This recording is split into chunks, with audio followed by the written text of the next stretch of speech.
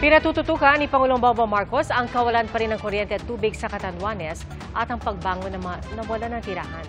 At sa Nueva Ecija naman, ginawa ng paraan ng mga magsasaka ang mga binaha nilang pananim. Saksi si Joseph Moro. Magtanim ay di biro, sabi sa kanta. Dagdag pa hirap pa kapag ang taniman ay nalubog sa baha, gaya sa San Jose City, Nueva Ecija, kung saan pilit isinalba ng mga magsasaka ang kanilang pananim, kahit mataas pa ang tubig. Sa bayan ng Aliaga, nalubog din ang mahigit 100 hektaryang bukirin at 40 bahay ng matibag ang isang dike. Lumagasa kasi ang tubig na naibon sa bundok dahil sa mga pagulang dulot ng bagyong Pepito. Natumba rin ang poste ng kuryente kaya pinutol muna ang supply. Ang Buenlag Central School sa Calasiao, Pangasinan, mag-iisang buwan ang lubog sa baha mula pa noong tumama ang bagyong Christine. Nagkakalumot na sa paligid.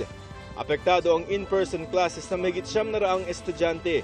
Gayon din ang kabuhayan at tirahan ng mga residente sa 13 pang barangay na may baha pa rin. Nakabantay ang mga otoridad sa probinsya lalo't umabot na sa critical level ang antas ng Sinukalan River na karugtong ng Pantal River sa Dagupan. Lampas critical level na ang tubig sa Cagayan River na nagdudulot ng matinding baha sa mga kalapit na lugar, kabilang ang Tugigaraw City. Bubong na lamang ng mga bahay sa Barangay Centro G ang matatanaw. Halos 1,000 residente ang nasa evacuation center. Abot bubong din ang baha sa Ilagan Isabela, kaya ang ilang residente sa ikalawang palapag na ng bahay na nanatili. Libo-libong nananatili pa rin sa mga evacuation centers sa buong probinsya. Hiling nila tulong pangkabuhayan para makabangon sa epekto ng sunod-sunod na bagyo. Hindi talaga. Hindi naman talaga. Kanayan kayo mabaha. Kasi yung November. Iniinda rin ng mga residente sa Catanduanes sa pagkasira ng kanilang mga bahay dahil sa Super Typhoon Pepito. Ang iba winasak ng malakas na hangin at may mga nadali ng landslide at pagguho ng lupa. Hindi namin po alam kung saan po kami kukuha ng pampagawa ulit ng bahay. Talagang hirap na hirap po kami ngayon. Baka pwede na makahing pangyero, kahit natrapan, matirahan man lamang namin. Nananawagan po ako na kung ano po yung mga tulong na ibibigay nila dito sa bayan namin. Sana naman po ay mapadili nila para makarecover na rin yung mga kababayan ko. Ang mga nawasak na establishmento, kabahayan at mga pananim natanaw mula sa himpapawid ni Pangulong Bongbong Marcos na mag-aerial inspection sila ni Catanduanes Governor Joseph Cua. Inikot nila ang mga napuruhang bayan kabilang ang Panganiban, Caramoran, Bagamanok, Viga at Gimoto. We have to rebuild, rehabilitate. Doon sa ibang lugar, nakapagbigay tayo ng mga construction material, mga yero, mga disportos, para maka-start lang na. Pero siyempre meron tayong assistance doon sa mga damage at saka fully damaged houses. Kasalukuyan ay tinitingnan na itong si Pangulong Marcos yung extent ng damages ng bagyong Pepito, and so far ang impression ng Presidente ay talagang malakas yung pagtama ng hangin lalo itong si bagyong Pepito, kaya karamihan sa problema noong mga residente dito sa Catanduanes ay kung paano makakapagsimula ulit lalo na yung gawain yung kanilang mga bahay. Hindi ka infrastructure, hindi ka usually dahil sa landslide, dahil ng erode, dahil malakas ang baha. Pero if we look at the main roads, main thoroughfares, meron din talagang damage, but yung sementado, mukhang nag-survive naman. Sa kabila ng bagsik ng bagyong Pepito, walang naitalang nasawi sa probinsya. Ayon sa Pangulo, nakatulong ang preemptive evacuation. Kuminsan lang talaga, it's hard to convince people to leave their homes, but very natural instinct here. It's going to be our standard now, no? It has been our standard since the very beginning. I think all local government officials will have learned that.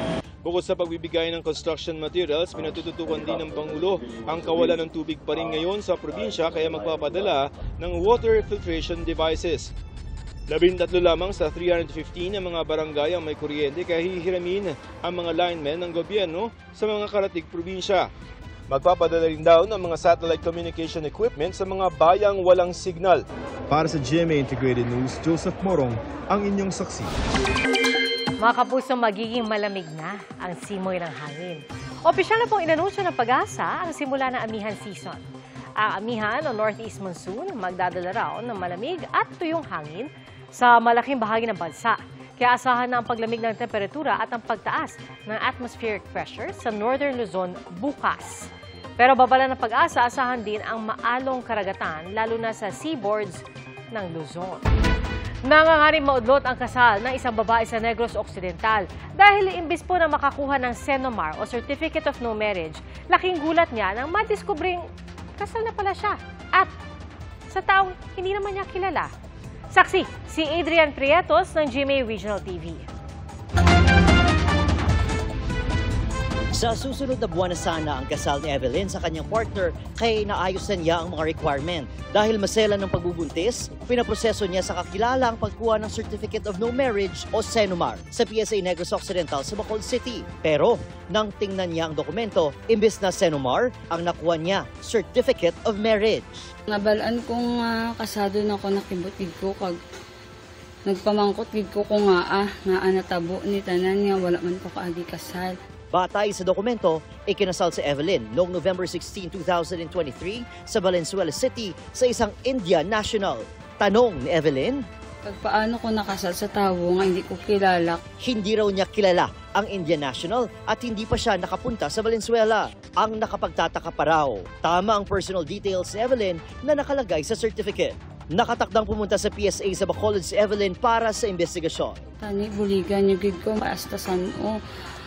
Hindi nagig kuya kapakasal kung hindi kuya masulbar ng problema namon kag handom ko gid nga makasal. Para sa GMA Integrated News, ako sa Adrian Prietos ng GMA Regional TV, ang inyong saksi. Custom fixer na si Mark Taguba at dalawang iba pa hinatulang guilty sa importasyon ng iligal na droga.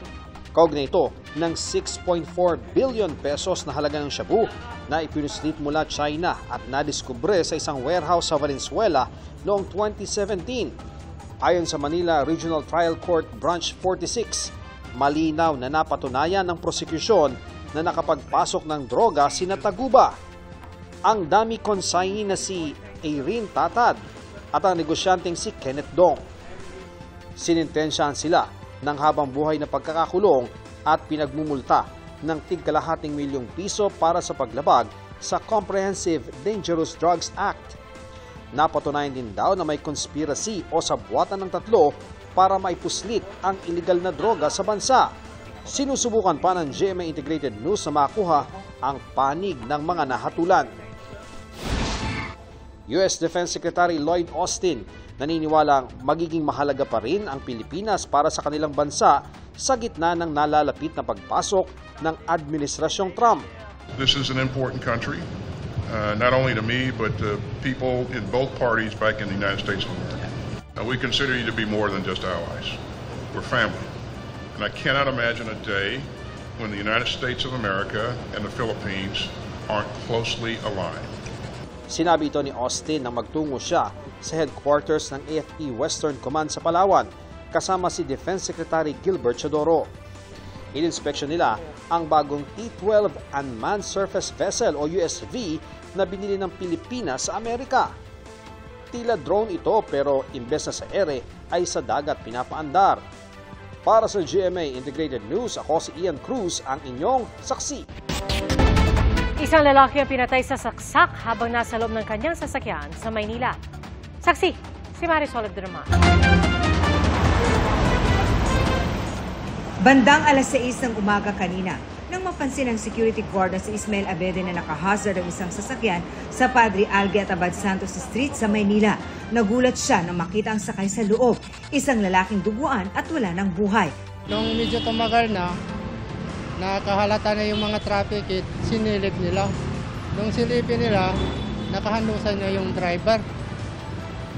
Patay na pala. Nakita nila na may dugo dito sa sa tiyan niya. Ayon sa MPD Homicide Section, nagtamo ng 3 hanggang 4 na saksak ang biktima.